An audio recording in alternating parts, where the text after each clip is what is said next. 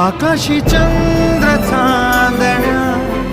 तोडून मी का आणल्या, मनाचा पाळणा करू बांधून घे जरा झुला, डोळ्यात तूच साजणी